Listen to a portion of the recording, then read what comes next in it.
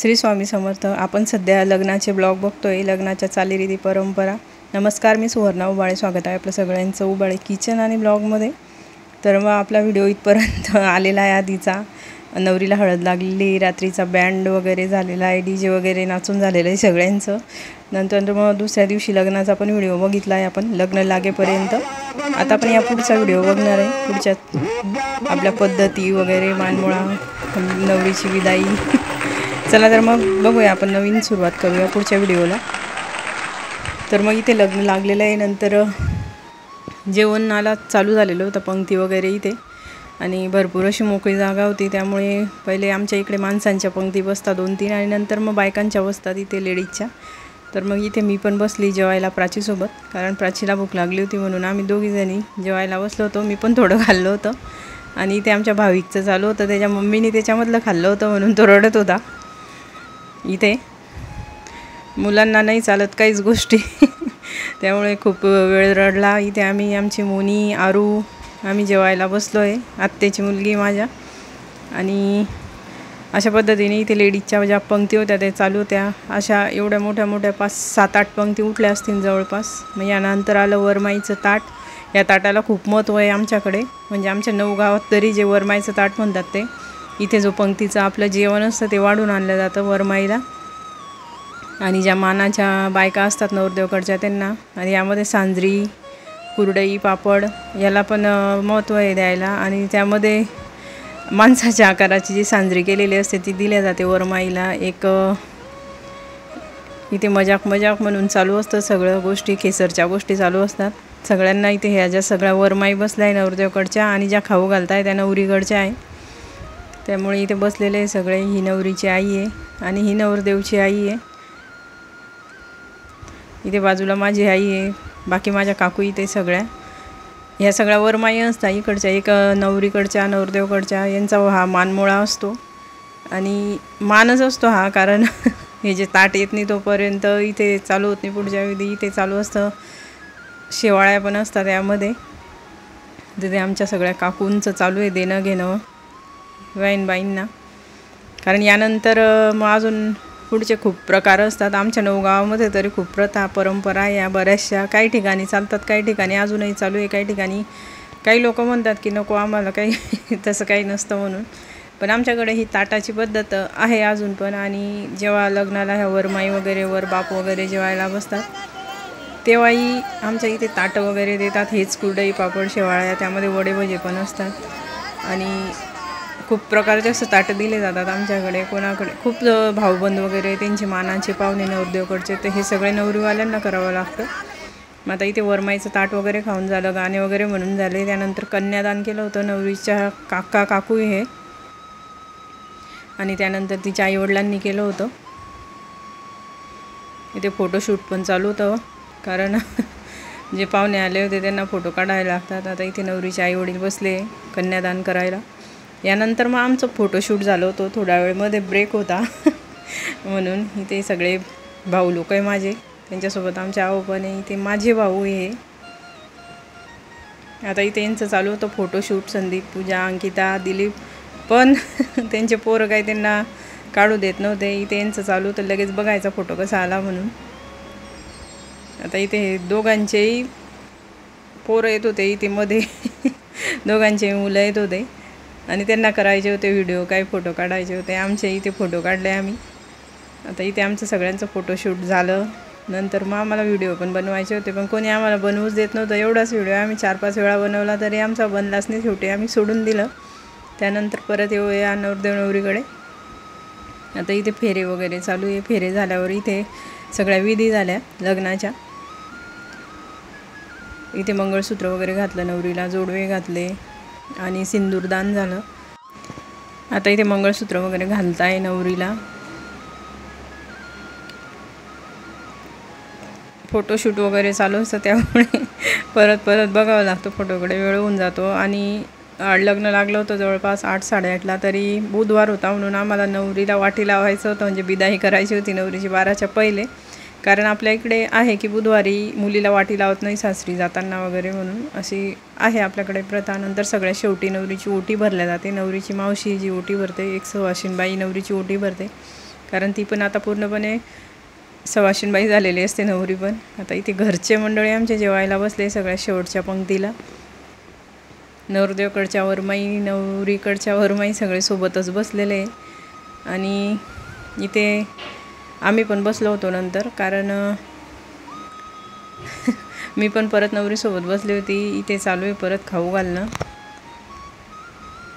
परत वाढतात जबरदस्ती. ज्यांचं नातं असतं ते काही खाऊ पण घालतात, कोणाला काही. इथे हा पुतळ्याचा हार बनवलेला असतो तो घालता वरमाईला, आणि तेच ते एकमेकाच्या गळ्यात टाकत असतात. इथे इकडून तिकडून फिरवत असतात. तर इथे ह्या टाकत होत्या इथे माझ्या आईच्या गळ्यामध्ये, कारण माझ्या आईचं नातं इथे दोघी बाजूने, इकडे पुतणी पण आहे आणि तिकडे सुनेचा भाऊ, चुलत भाऊ असं दोघीकडचे नातं आहे. त्यामुळे आई आणि अंकिता आमचे दोघीकडे मिक्स होत होते. इथे मी परत नवरीसोबत जेवायला बसली होती रात्री. नवरीची बहीण, नवरी इकडून नवरदेवच्या बहिणी बसल्या आहे नवरदेवच्या बाजूला. असे घरचे मंडळी सगळे जेवायला बसले. नवरीचे वडील बसले इकडे, शेवटी भाऊ बसले सगळे. ते आमचा बंटी, खुशाल सगळे बसले एका बाजूला जेवायला वगैरे, कारण ही सगळ्यात शेवटची पंगत होती घरच्या लोकांची. आणि यानंतर मग जे मेन काम असतं आमच्याकडे, खरंच हे नकोच आहे की लेडीज लोकांनाच भांडे घासावे लागतात. इथे लग्नाच्या ठिकाणी सगळे जे भाऊबंद वगैरे असतात तेच भांडे घासतात, ज्या लेडीज असतात त्या. ते नको आहे तसं, कारण एवढे मोठे मोठे भांडे असतात तरी पण आमच्याकडे ह्या लेडीज लोकांनाच घासावे लागतात. आता इथे आमची शेवटची पंगत आहे. अंकिता परत बसली जेवायला. दिलीपने तिला आणलं होतं परत जेवायला बस म्हणून. इथे फोटो वगैरे काढले. आता इथे हा भांडे घासण्याचा कार्यक्रम चालू आहे. माझ्या काकू वगैरे, आई सगळेजण घासताय भांडे, कारण जे घरचं लग्न असतं तिथे घरचेच लोक लागतात, आणि हे जे भाऊबंद असतात हे मिळून मिसळूनच हे सगळे कामं होतात. एवढे मोठे मोठे लग्न पार पडतात आमच्याकडे. काही ठिकाणी 3-3 हजार, 4-4 हजार लोकांचा आमच्या इथे स्वयंपाक असतो. आणि काही ठिकाणी दिल्या जातं कॉन्ट्रॅक्ट, पण अजूनही आमच्याकडे बऱ्याच ठिकाणी घरीच बनवतात स्वयंपाक. कारण स्वयंपाक वगैरे पण इकडे माझे काका काही अजून बरेच जण बनवतात. गावातली मंडळी उरलेलं असलं हे जे इथे जी चूल असते त्याच्यातच टाकून देतात आणि वरून माती टाकून देतात, म्हणजे ते वाया जात नाही. वाया तर जात असते पण मिक्स होऊन जातं मातीमध्ये, म्हणून ते ओतून देतात चुलीमध्ये, चूल खोदलेली असलेली, आणि वरून माती टाकून देतात.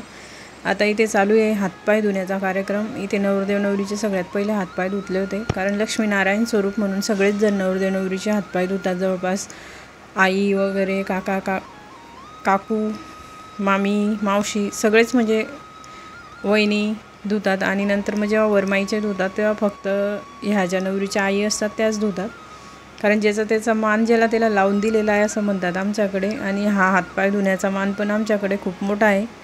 आणि जे ताटं देतात पंक्तीत तो पण, काही ठिकाणी ताटांची प्रथा बंद झाली, काही ठिकाणी चालू आहे. आता इथे आली आमची पूजा. त्यानंतर मग रुपालीने धुतले हातपाय. नंतर मग अंकिता, म्हणजे या नवरीच्या ज्या वहिन्या होत्या त्या पण आल्या होत्या इथे हातपाय धुवायला. आता ही माझी छोटी वहिनी आहे रुपाली, ती पण आली होती हातपाय धुवायला. बाजूने काकू आहे आमची, आणि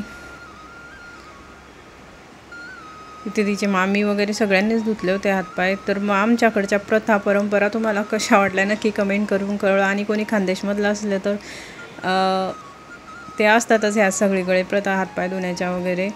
आणि कसे वाटले व्हिडिओ नक्की कळवा कमेंट करून. चॅनलला सबस्क्राईब करा आणि असेच आमचे व्हिडिओ बघत राहा, आणि नवीन नवीन व्हिडिओ तुमच्यापर्यंत पोचत राहतील, माझ्या रेसिपीचे वगैरे. आणि असे ब्लॉगही वेगळे वेगळे आपण बघत राहू चॅनलवर. तर मग इथे आता उभ्या आहे नवरदेवच्या बहिणी. त्यांनी काही जास्त जणांनी हातपाय वगैरे धुतलेले नव्हते, थोडे कमीच होते, कारण इथे जवळपास 6-7 जणांचे हातपाय धुतले गेले होते. नाहीतर मग काही ठिकाणी खूप असतं, 20-25 जण वगैरे असे असतात. इथे आम्हाला उशीरही झाला होता आणि लवकर नवरीला वाटी लावायचं होतं, म्हणून फक्त मानाच्या बायका इथे उभे राहिल्या होत्या 2-3 जणी, आणि 2-3 बहिणी नवरदेवच्या. आता इथे सगळ्यात शेवटी इथे चालू आहे परत, सगळ्यात शेवटी नाही म्हणता येणार, यानंतर अजून एक मानमोळा बाकी आहे. आता इथे चालू आहे गुलाल भरणं चालू आहे भांगामध्ये, कारण भांग भरतात आमच्याकडे जेव्हा नवरीकडचे जातात तेव्हा, आणि गुलाल वगैरे टाकतात अंगावर, किंवा टिक्सा वगैरे टाकतात. टिक्सा म्हणजे आपलं जे उठणं असतं ते. आता इथे काय झालं होतं माहिती नाही, पण आमचं एक मोठा इथे जोक झालेला होता, त्यामुळे मजा आली होती खूप. इथे नवरी वेटिंग लिस्टमध्ये बसलेले आहे बिचारे, तिकडे दुसरं चालू आहे. आता यानंतरही आमच्या इथे चहा होतो, सगळ्यात शेवटी जेव्हा वाटी लावतात नवरीला तेव्हाही आमच्या इथे चहा दिला जातो. चहाचा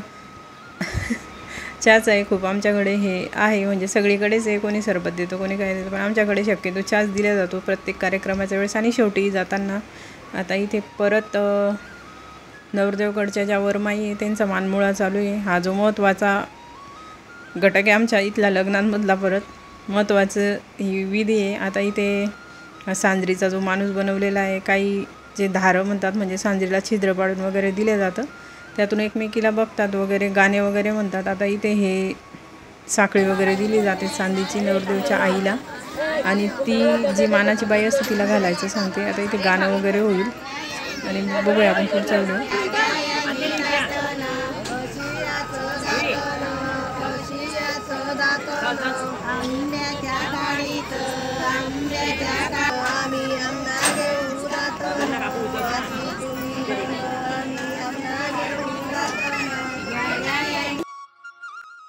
फायनली गाणं वगैरे म्हणून इथे जे दात कोरणं सगळं जी साखळी दिलेली असते, हे जे दात कोरणं जे बनवलेलं असतं ते पण चांदीचं असतं आणि त्याच्यात साखळी दिल्या जाते चांदीची. पहिले द्यायचे करधडा वगैरे आता साखळी देतात. आता इथे बिदाईचा टाईम चालू आहे, नंतर ओवाळणी वगैरे टाकतात परत सगळ्यात शेवटी नवरदेव नवरीवरून जाताना. आणि इथे हा कापड लावला जातो मांडवाला, आणि नंतर मग नवरदेव एक मांडवचे पानं वगैरे तोडतो किंवा तोरण तोडता असं म्हणतात वाटतं. मग नंतर इथे सगळ्यात शेवटी बिदाई झाली होती. यानंतर आमची प्रतीक्षाबाई आली घरातून, देवाचं वगैरे दर्शन घेऊन आले ते तिथून आतमधून, कारण देवाऱ्यातही घरचा जो देवारा असतो तिथे जाता नवरदेव नवरी आशीर्वाद घ्यायला. आणि नंतर मग घरून इथून नवरीला आम्ही वाटी लावलं आहे. इथे नवरीचे वडील बसले रडत होते, कारण सगळ्यात म्हणजे जो क्षण असतो हा तो आपण इमॅजिनही करू शकत नाही. वडिलांसाठी आईसाठी लग्न तर एक आनंदाची गोष्ट असते, पण ही जेव्हा विदाईचं टाईम होतो तेव्हा सांगूही शकत नाही. त्यामुळे माझा पूर्ण व्हिडिओ काही ते झालेलं नव्हतं खूप सारा होता. तिथे ओवाळणे वगैरे टाकताना खूप रडले वगैरे, पण मग तिथून काही घेतलं नाही, कारण आपणही इमोशनल होऊन जातो प्रत्येक वेळेस. मग आता इथे गाडीत वगैरे बसले नवरदेव नवरी आणि निघाले होते घरी जायला. तर मग इथे सगळे भाऊ आहे त्यांनी गाडीला वगैरे हात लावला आणि वाटी लावलं इथून. तर मग अशा प्रकारे छान असं लग्न पार पडलं होतं प्रतीक्षा आणि योगेश यांचं. आता इथे नवरीचे वडील गेली नवरी तरी पण रडतच होते, कारण हा क्षण खूप म्हणजे आपण इमॅजिन करू शकत नाही. ते म्हणता प्रत्येक आई वडिलांसाठी. व्हिडिओ कसा वाटला नक्की कमेंट करून कळवा. चॅनलला सबस्क्राईब करा.